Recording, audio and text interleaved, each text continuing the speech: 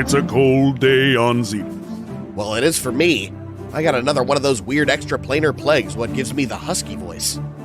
Oh, you mean the snow? Oh yeah, it's calibration. They shut down all the climate subsystems, which means fizzy snow everywhere, what tastes like electric marshmallows. Dirk, I understand that cheerful insouciance is the only thing keeping your brittle form intact. But surely you can understand that the loss of Pentecost, nay Penelope Farthing, is a tragedy to be grieved. Is Rusty gonna cry? Well, there. Don't sweat it, my subtle subterranean sandwich. Pentecost is a plural. There's always another penny in the bucket, as they say. What? Who says? What the hells are you talking about? Dirk, there isn't just another one out there. When she dies, that version of her is gone forever. Whatever comes next will never be the same. Her mannerisms, her personality, even her memories. And what's worse, unlike you or me, she can't be resurrected. Pentecost is gone, like Penny Farthing before her, and the League grieves that loss. But she's a plural. A fact made all the more tragic by its misinterpretation. Rusty, I need a hug. And that, Dirk, is why for calibration, I bought you something very special. It's a Wuffable Warren body pillow. Now you can get through an entire broadcast, nay, the rest of your life, without ever touching me. Ever again. My gods! It's a busty Rusty doll! No, that's not what it... Fine, whatever. Trenton, get Dirk the hug mound while I finish out the broadcast. You got it, Busty Rusty. Let's make extra special sure that doesn't stick. Too late. I already sent the memo. Come here, my dweem dwarf. Baby needs a feel-good smush. While my colleague gently yet thoroughly demonstrates every violation of EXPN's ethics and morality clause, a brief recap for fans of the Fallow Crown. In an attempt to regain access to his dreams, Iavos Isadora contacted his private coach, cosmic criminal Falric Sunderholm, now at large and wanted for the murder of the Rakshasa, known as Amava's Yah, fabled demon hunter and vessel of cosmic divinity. With his astral essence freed from his body, Iavos Isadora's consciousness slipped free of the zenithal spirit nets and entered the battle axis. Despite the extremely private nature of these events, and in the interest of full transparency, team manager Rain Fallenfoe activated the team's bracers, turning their rescue mission into a full-on Axis quest. There's no such thing as bad press. Except that one machine at the gym. And though readings forewarned that the floor they were about to enter was purely astral in nature, ignorance of the fact at hand led Pentecost to enter the Axis, to save her friend. By vacating her primacy here in the plane of error, the space was claimed by another iteration of the greater force to which Pentecost belongs. An iteration whose location is yet unknown. A counterfeit penny. Inside the Axis, the Fallow Crown fought valiantly to rescue Isadora, and yet as the ancient dreamer woke, his control over the Astrum vanished, and with it, the entity known as Pentecost. Yet the trouble did not stop there. The collapse of the floor on which they fought resulted in an Axis contraction, one which the caller was not prepared for. The sudden displacement of the Fallow Crown coupled with the severe damage to the caller has prevented technicians from locating the team. However, a scry signal was found, though its source is unknown. The caller crew is working tirelessly to recover the lost team. Someone call the milk company and get their faces on those boxes. While lost, other teams cannot safely enter the Axis. As such, we now go live to the Fallow Crown in a fresh hell. A hall of mirrors.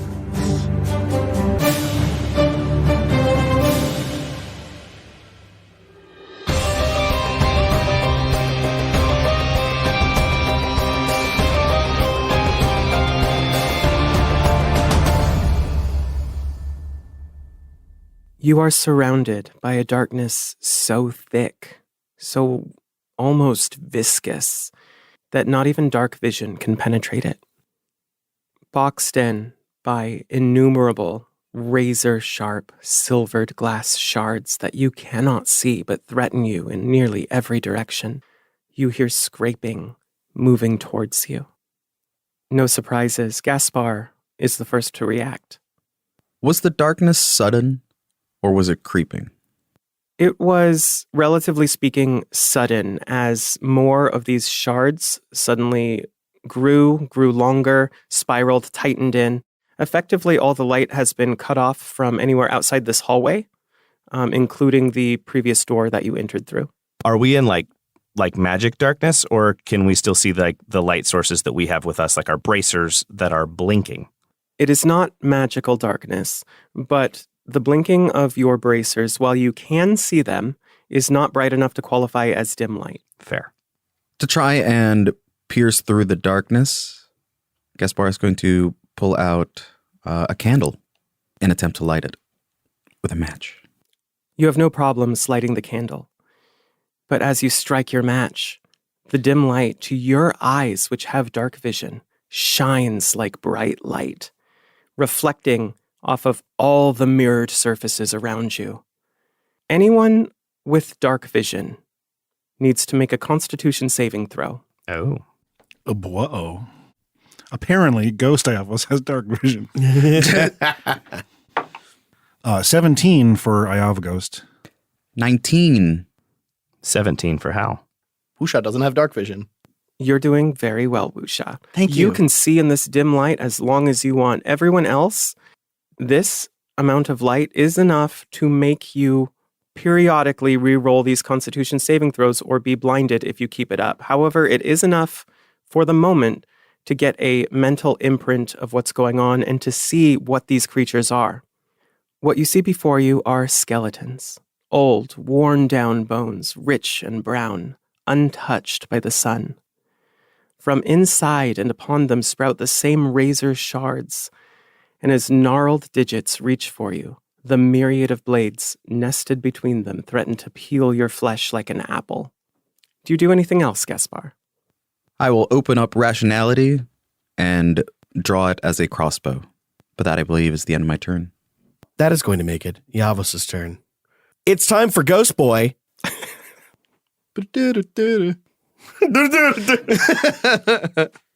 Iavos, these blades of glass slowly reach for you. What do you do?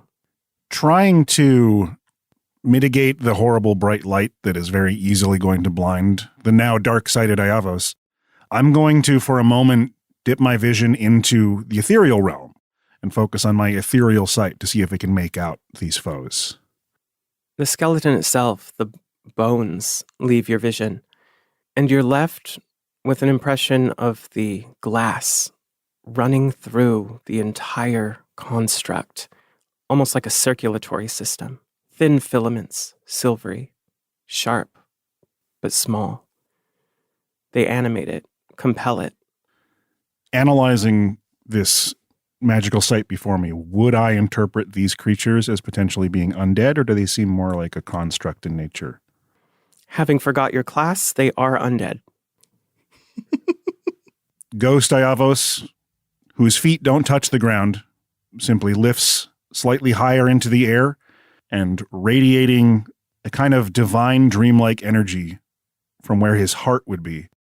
He's going to use Turn Undead, which he does very rarely, I think once ever before, which will target the two in front of him and the one behind him on the other side of the party based on the range. So they need to make me wisdom saving throws. From queen's left to queen's right. 10, 16, and 15. The 10 and the 15 fail. So they gain the turned condition, which just means they need to use their actions to move away from me. I don't have strong enough undead turning to destroy them or anything, so they are scared of me. And as a bonus action, Iavos reaches into that light emanating from his chest and pulls out a dreamlike blade of prismatic energy and releases it into the air to cast Spiritual Weapon. That is both sick and nasty. Some would say sick nasty. Some would. And to ensure that the turn takes effect, I'm going to hold back and not attack with my blade yet until enemies move in. And I believe that's my entire turn. And that's going to bring it to 1, 2, 3, and 4. Our Ooh. special numbered spooky ghouls. The Bone Boys. The shiny friends. To the disco lads. Luckily and unluckily for you, Whatever drives them does not seem to register the threat of this weapon. And just as the ones closest to your party turn away, turned by your power, the two behind them climb over them, bearing down upon you with a singular need and ferocity. Halophon, the one nearest you with a almost morning star of sharpened blades, strikes at you with a 18. 18 hits my AC. It deals 7 piercing damage. Okay. And you must make a wisdom saving throw. Will a 9 pass, Dana? Absolutely not. I had a feeling. Iavos, the next one, bears down on you and lashes out. Does a 21 hit you? That double hits me. He gets to hit me twice because he hit my AC twice. You take 9 piercing damage. It does count as magical. Ah, beans. That's a very important distinction. And I need you to make a wisdom saving throw. My ghost form means nothing to these chromies. Oh. Wisdom saving throw, however, I do have a little more defense in. I rolled a fucking 3, so I got a 10. Good gravy. I have a +7 and I rolled a 10. That is all of my disco babies. Beautiful, and that brings us to Wusha. Not to take too much time, but rules point of order to 1 or 2 DMs. I have the ability to ignore non-magical difficult terrain now. Would you rule that as me being able to move through my allies without taking double my speed? I would. Okay, sweet. I mean, the whole idea is that you're more swift and, without, you don't get impeded by shit. So Pardon my reach. I do like the idea that you're like picking them up and moving them behind you and then continuing. Do I give you the back or the front? You just step over Gaspar and through Iavos. Yeah. but we're wearing magical items. So You idiot. Friendship is magic. I'm so sorry. Having picked my target, I'm going to focus in on Silvery Barbara over there.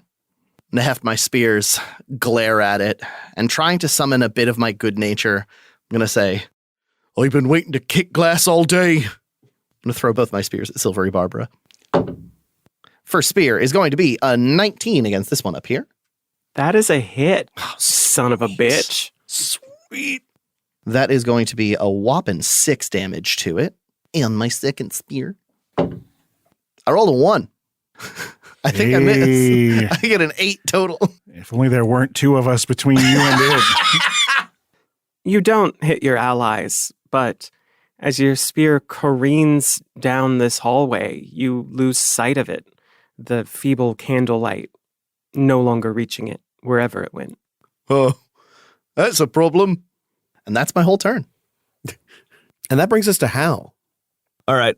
I'm not going to rage. I only have one of those left at this point. Also, I feel like thrashing around in the sharp zone is probably not the best idea you've ever had. Would also make me resist damage. It might be a pros and cons. I will just attack the one that's currently engaged with me. Wonderful. I can reckless attack even if I'm not raging, right? Mm-hmm. Yes. It's the shittiest mirror maze ever.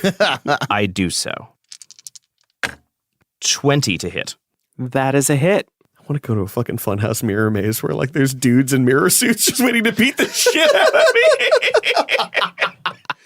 And you can cut yourself on the walls.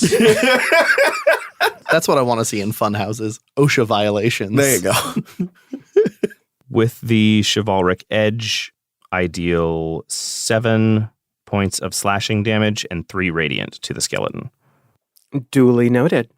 And I have just realized, as a 5th level paladin, I now have the extra attack ability. Ooh. And I would like to make a second strike. Absolutely.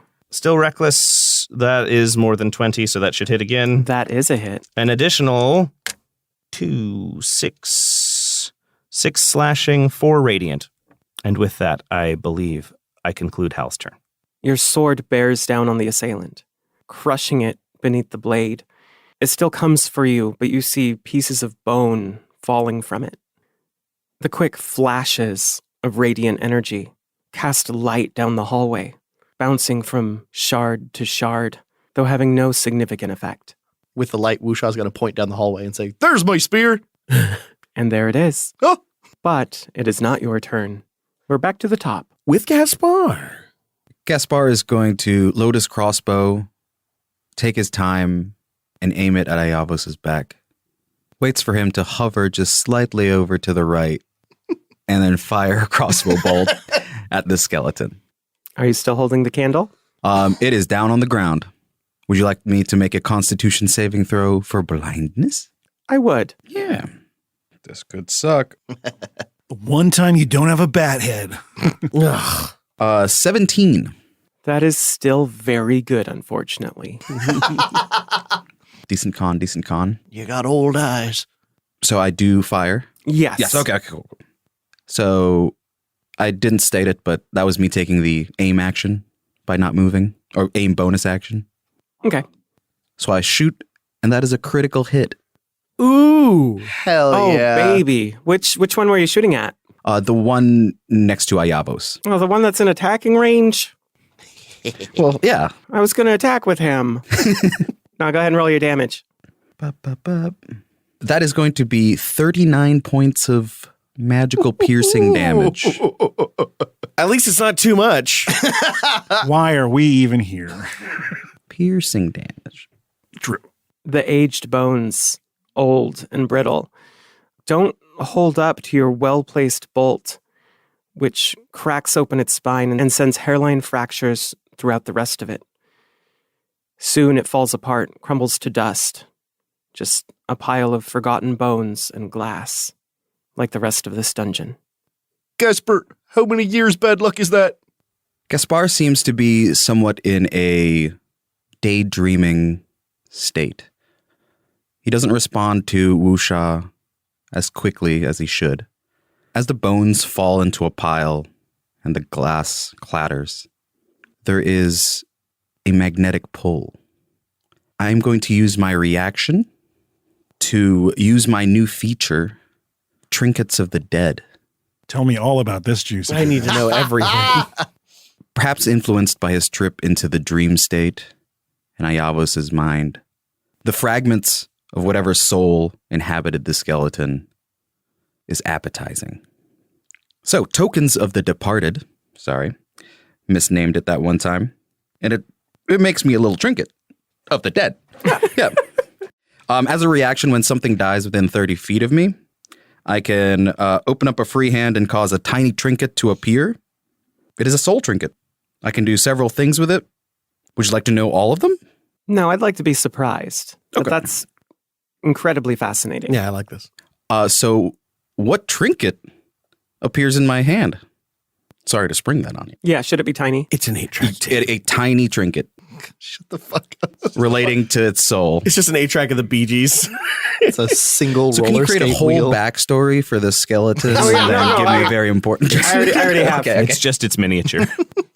The trinket manifests as a tiny porcelain jar painted in blue floral patterns. It fits neatly in the palm of your hand.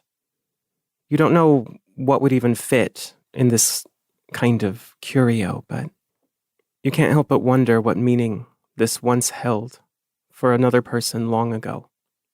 After the brief delay, clutching the trinket in his gloved hand, Gaspar will just lazily say, "None. It was already broken." That is going to make it Iavos' turn. Since the shiny skeleton in front of Iavos has been obliterated by Gaspar's shot, Iavos is going to gesture his hand, and the blade comes soaring over the heads of his allies and comes down at a 90-degree angle, trying to pierce the skeleton in front of Halophon. Excellent. Go ahead and roll it. God bless America. Why do I even bother rolling as Iavos? That is another 10. A 10 does not hit this boy, even as scared as he is. What a wasted bonus action. Well, my blade is on that side of the hallway now. And getting frustrated at his lack of control over this strange spectral form, Iavos decides to rely on a more tried and true method.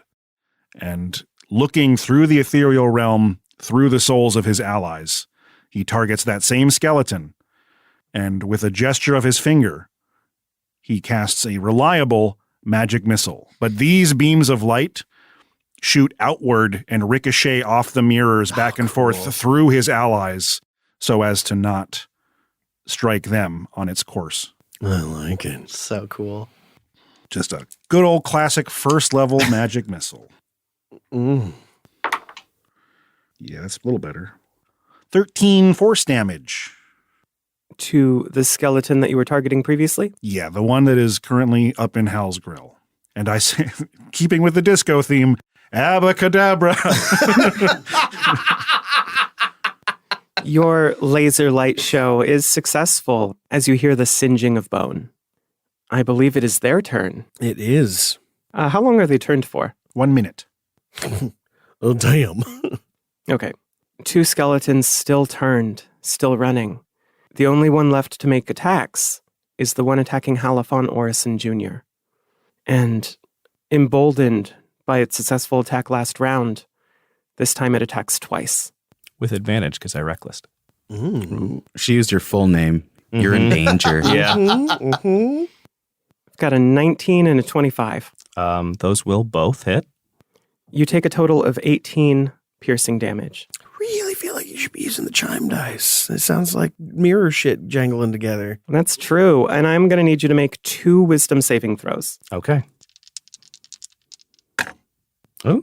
Is there any effect that I've suffered yet from failing the last one? Not that you know of. Okay. These wisdom saves are 22 and 20. That is very good. Their turn is over. Next up is Wuxia. With my magic spear being thrown, I'm going to hold out my hand and summon my phantasmal chains and yank it back toward me. I'm going to turn to the one surviving skeleton that is behind Hal, roll my eyes and say, Mamma mia, here I go again. Mm-hmm.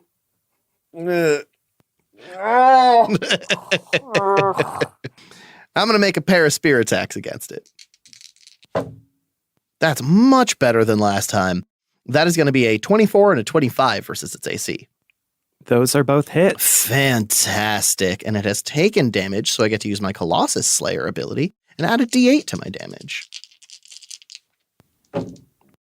And just because I can use it, and I might as well, with my new Piercer feature, I can reroll one of my damage die once per turn on a piercing damage attack. Mm-hmm. The same outcome. Look at that waste of time. 10, 16, 26 damage to it total.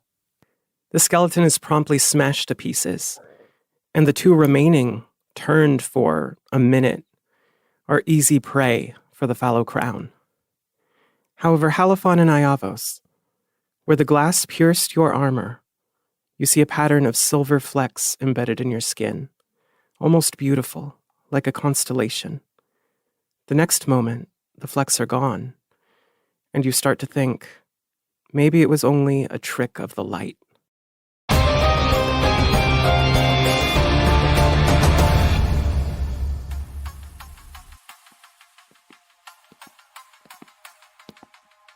Dirk, as delighted as I am that you're enjoying the new Scrypod 4 the company gave you for calibration, could you maybe listen to your mindless wobbling nonsense music at a reasonable volume?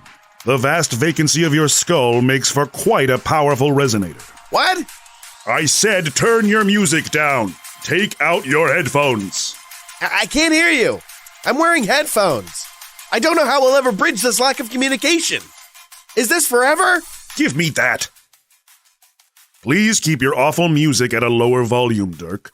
Some of us still cherish our remaining brain cells. Awful music? Are you kidding me? You'd love this stuff. What would possibly make you think that I would in any realm of possibility enjoy this squawking vibro nonsense?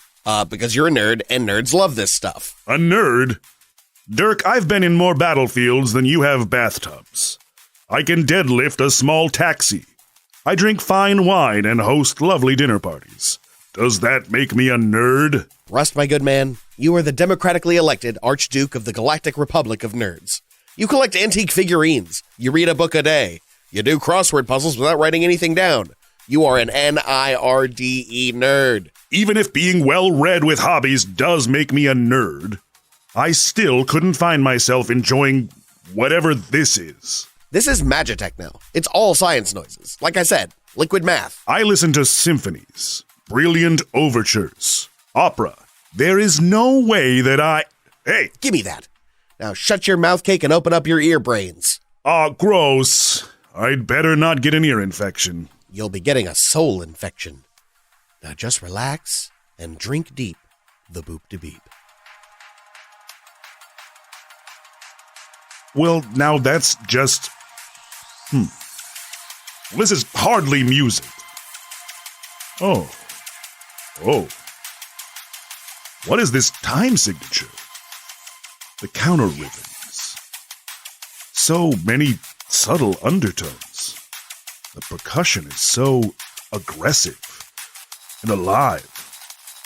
What in all the hell's... Dirk, what is this? I told ya, Magitechno. Nerd music. I never in all my days... Right? The band's called, Liquid Math. I guess that's where I got it. You like it, don't you? You like it. Right, Rusty? Rust? Buster Rustnut? Hello? Hello? Liquid math! Happy calibration, Warren.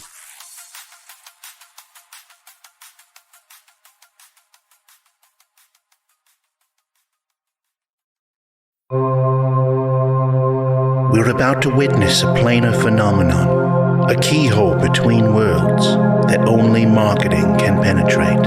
Join me as we glimpse into the Adverse.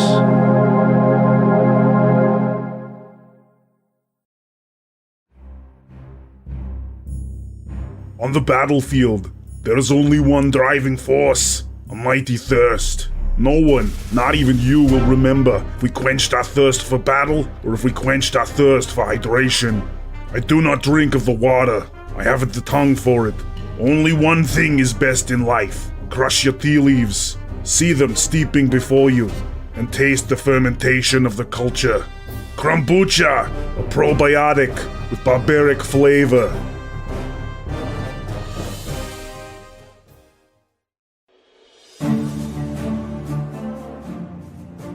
Hey, LU cuties. Blessed spirits rest, joyous calibration, and happy holidays from everyone at Slapdash Studios. The new year will hold loads of new adventures and stories for the LUQ, and we'd love to have you right there with us. If you haven't checked out the Discord, we really recommend getting to know this great community of folks from all over the world. They fill our days with joy. If you haven't gotten all the killer rewards on our Patreon, now may be the time. I'm talking monster stat blocks from your favorite past LUQ encounters, homemade digital maps you can print out and use at home or use in online games, magic items from the show, class builds, and so much more. It's really cool and fun to share with everyone. And of course, we have to thank our highest tier members who make characters to join the world's meta or get to be put into a legendary mid-roll team. Our current legendary mid-roll teams are the Titans Rise, the Twilight Concord, and the Ceaseless Horde with Dave Mlodinoff, Daniel Pickens-Jones, Patch Perryman, and Jeff Ammons. To get a personal message read on the show or for possible advertising opportunities, reach out to admin@slap-studios.com. Be sure to follow us at twitch.tv/slap-streams for Monday night LUQ premieres with Mistress Dana and lots of other streaming throughout the week whenever we have time. I've been streaming some Pokemon Scarlet Violet, and it's been a blast. Our temporary mailing address while we sort out a new P.O. Box is 2511 Southeast Pine Street, Portland, Oregon, 97214, if you have anything you'd like to send the cast. And if you do, we'd love to share it on social media. You still have a few more days to take advantage of Code Calibrate on the merch page for discounted LUQ apparel, because it ends January 1st. And I just want to say thank you so much for being here with us as we've grown and evolved as a product. No matter if you've been here since the beginning or you're just joining us, we love to have you. We love to interact. Thank you for everything you've done for us, and we'll see you in the new year.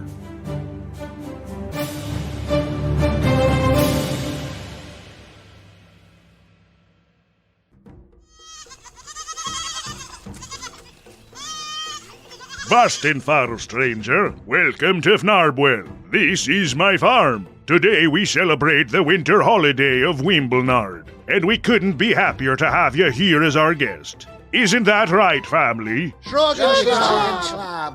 Over here, the youngins are carving their effigies a bone to leave for the great Fruchtenbalg. the three-headed wolf llama that judges the scent of our sins from the center of the earth as we toil through the year, then crawls out of the shadows on the eve of Wimblenard to knit the children new winter blankets from its back hair, using its spider spinnerets.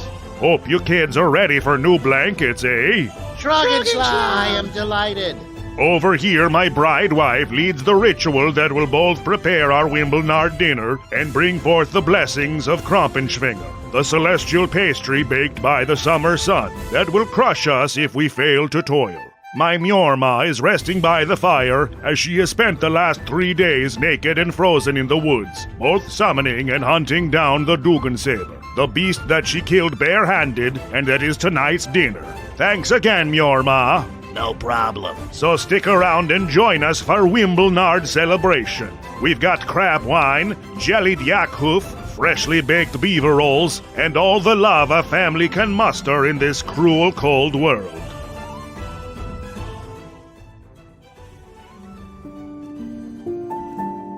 Family is everything. Tradition is sometimes forever. Make sure yours is cared for when the sky pastry falls. Water Lake United Insurance. You can't afford not to.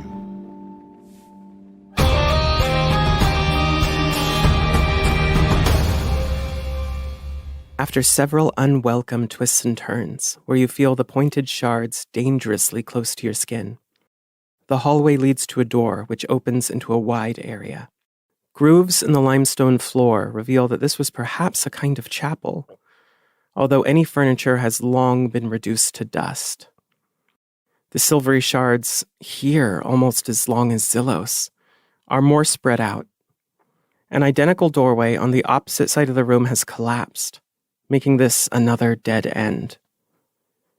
One of the walls in between is so densely covered with flattened shards that it is like a mirror spanning the entire length of the room. The faces of your reflections openly bear their emotions, the exhaustion and frustration that you have yet to voice.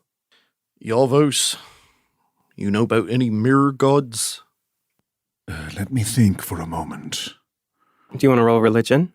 I would be delighted to roll you a religion check, assuming my dice don't just jump out of the tray and fucking stab me in the eyeballs. Treacherous bastards. That is my third 3 in a fucking row. Jesus Christ. What happened to my trip rolls? That's blessed. 3 threes. So that is a 13, I believe. 13 is a perfectly decent roll. No, it's a bad roll. It's just a really good skill bonus.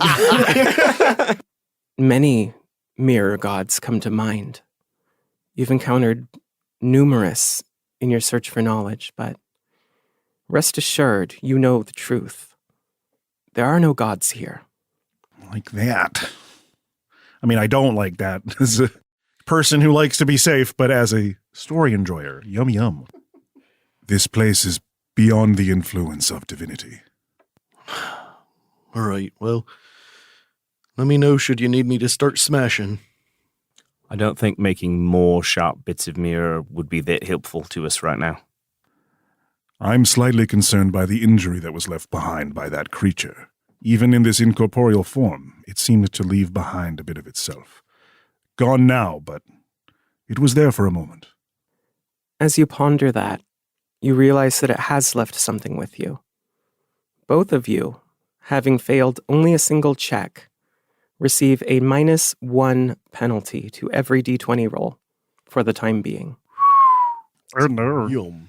Good to know. I would wish that we had a safe place to tend to our wounds and recuperate a bit, but this is all dangerous looking. There will be no comfort found here.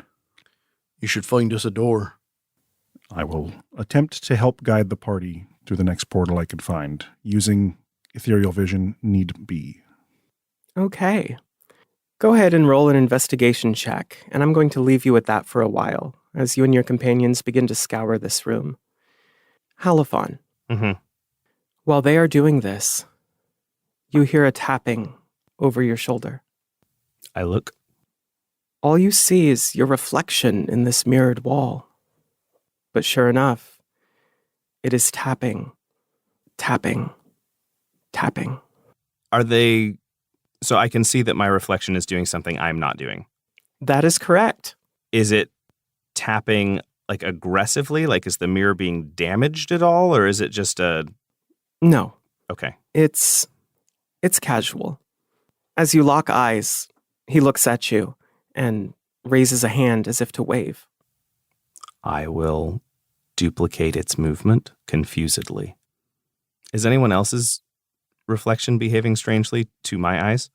Not at all, and for that matter, they don't seem to notice what's going on with you. All right. I'd like to use Divine Sense here in this room and see if I can detect anything. What does that detect again? Divine Sense. As an action, I can detect any celestial fiend or undead within 60 feet of me that is not behind total cover. And there has been a house rule thus far where you can use it to get a general sense of the energy of a space. Oh, right. It also detects areas that have been consecrated or desecrated by those spells. Get undead off me. Hey. Your divine sense doesn't detect any of the types of creatures you're used to detecting, but there does seem to be some kind of presence in this place, radiating lightly from everywhere, possibly from the mirrors. Although it is a stupid thing to do, I will go over to the mirror where my reflection is tapping. Well, this is quite the conundrum. Maybe we can figure it out together. It speaks to you. You shouldn't be able to talk. You're a reflection. Yeah, I've certainly never done it before. How strange. Hal looks at it and goes, "Am I a plural now?" I don't think so. At least I don't think I am. You look exhausted. Oh, I definitely am. Yeah. Do they look exhausted? Are they as beat up as I am? They bear the same signs of physical confrontation that you do, but they're, in spirit, they seem less damaged. Okay. If you want to rest for a while, go on. I can keep watch if you'd like. I narrow my eyes at it. Can I make an insight check against myself? Please do. Do I have advantage because it's myself? No. All right. You should do that every day.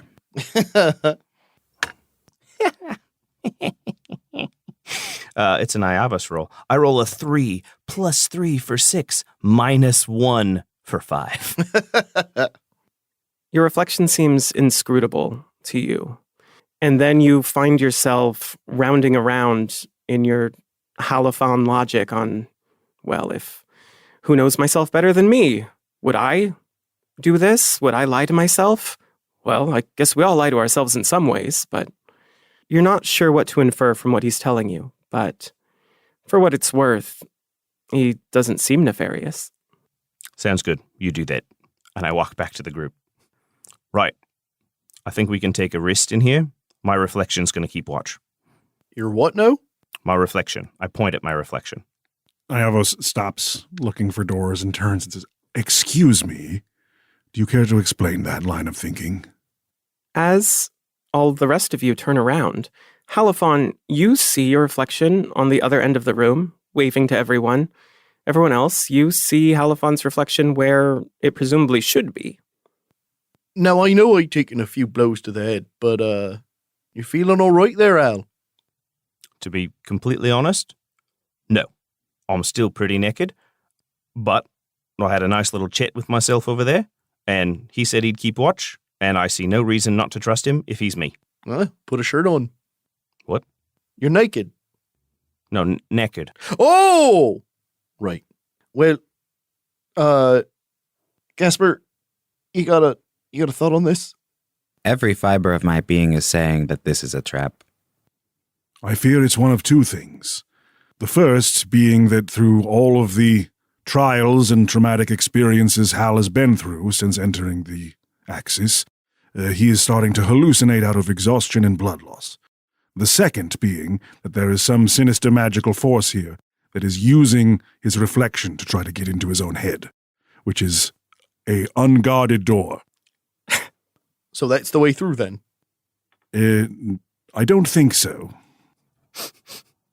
Halophon, your reflection rejoins you and says, well, if I can't convince you, I understand.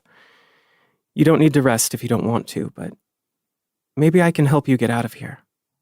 By all means, lead the way. I have an idea. That's a dangerous profession. Fill me in. He is indeed talking to himself. For the other players and the audience's benefit, are they hearing one or both halves of this conversation? There's no way for Halifon to know this, but they are very much only hearing one side of the conversation. Okay. I knew it. It's mirror madness. Okay, now I'm thinking this is just Halifon's body trying to tell him to rest. Either way, it is an ominous turn of events. And as tempting as it might be to seek guidance from yourself, I would suggest not listening to anything manifest in this place. Everything we found is corrupt and chaotic. Don't listen to them. Listen to my words. Look into this mirror. Picture it in your mind. Look at how everything's oriented on this side of it. Do you understand, Halifon?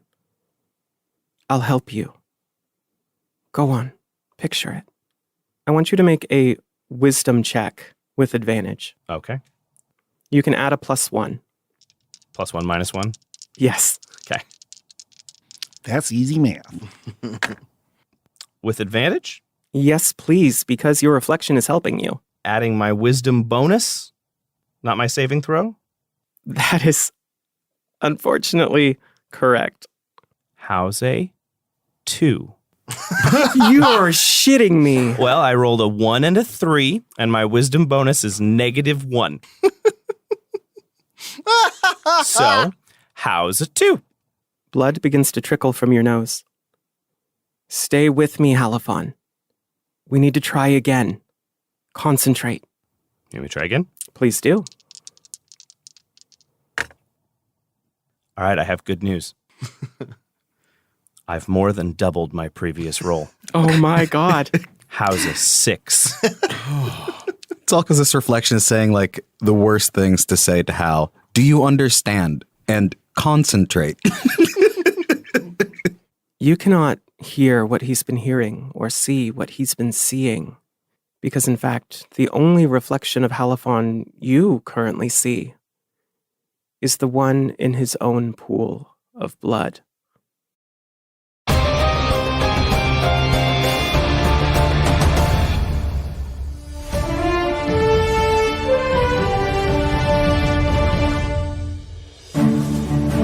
Halifon Orison Jr. is down after repeated failures to overcome a mental challenge.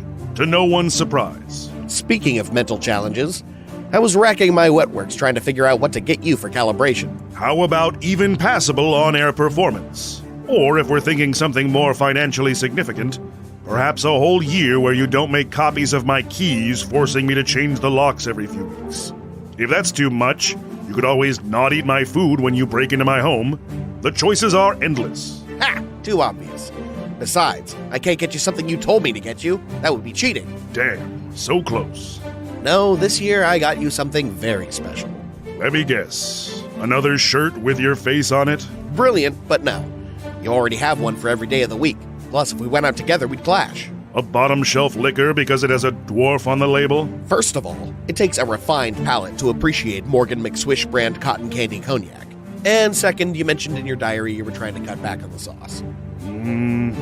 No, this year, it's something special.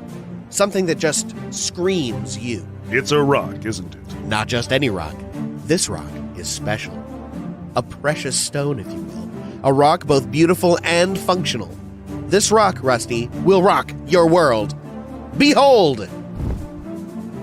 It's you, as a dwarf, with a beard, and an erection. Psh, that's not an erection. That's... Wow, yeah, that's a boner, all right. Did you ask the sculptor to... What? Gods, no. I told him tastefully understated. Sure, I insisted on naked, but I was thinking like, tasteful cherub, not this turgid hog show. Well, I can't speak for the taste of it, but it's certainly not understated. Look, I'm no slouch. B-Rad definitely brings the schmeat. Don't. But old Stubby Longshanks here is packing a summer sausage. It's like this guy showed up to a thumb war with his whole ass forearm. Say, Rust. You can keep it. Thank you. No, Dirk, thank you.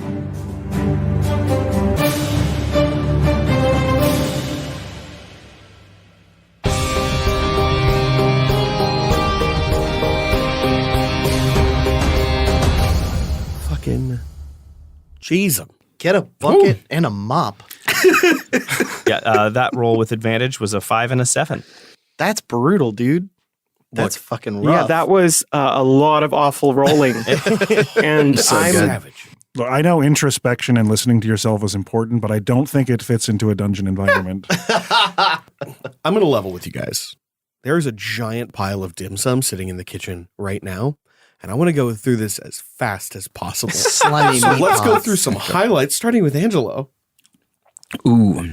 I like the reverse dark vision benefit. Just the closing of the room with a bunch of mirrors, knowing that somebody is going to cast light, and then having it just reverse Uno card. Yeah, I really thought Yeah. someone was going to drop some bright light. And yeah, my thought was that, we're kind of closed in.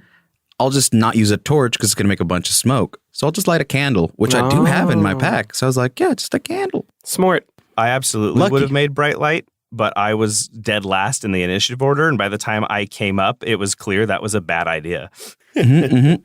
I'm going to have to give my highlight to Dana and Michael for deep HAL analysis. Deep HAL analysis. Analysis?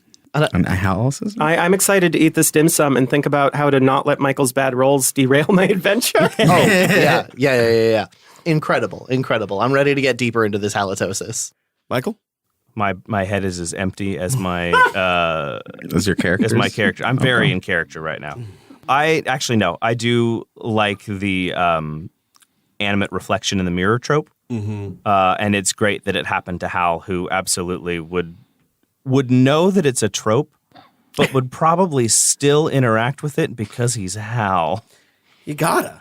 Yeah. Well, and keep in mind, one of the important stats in the league is doing what is expected. Right. You gotta do it. Yep. Mm-hmm. So yeah, I'm excited. I'm excited to find out. I'm actually excited to find out if this reflection is actually trying to harm me or if they're actually trying to help me, because I have no idea right now. I'm going to go with Law's turn undead, just because that encounter was poised to go over the time I allotted for it. If he didn't do that, Yeah, that was probably So play of the thank game you. for sure. Play of the game. It's a rarely used ability because it can fuck with a DM pretty bad. But in this case, it worked out. I'm torn between the scenario of the shitty, narrow, razor-sharp hallway fight, which just mechanically is a very good pressure cooker, or the idea of Hal having advantage on insight against himself, which would just be canceled out by its advantage on bluff against you, because it knows you as well as you know it. I want to find out what this...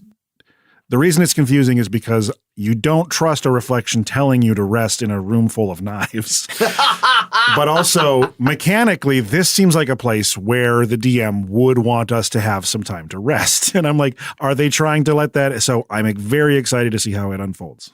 My favorite moment is the actual fucking minis. These look amazing. They're so cool. Beautifully painted. Thank So you. chromy. They're very chromy. Shiny and chrome. We're going to try and get into the habit of posting more of our stuff. I think we might need to create a new Discord channel where we can be like, here's some picture highlights of what happened at this last recording. Or just bonus content to keep people on the Patreon. Could be a bonus content for the Patreon. But thank you guys again for listening. I want to eat some fucking dim sum, so thank you, Ham, for samming.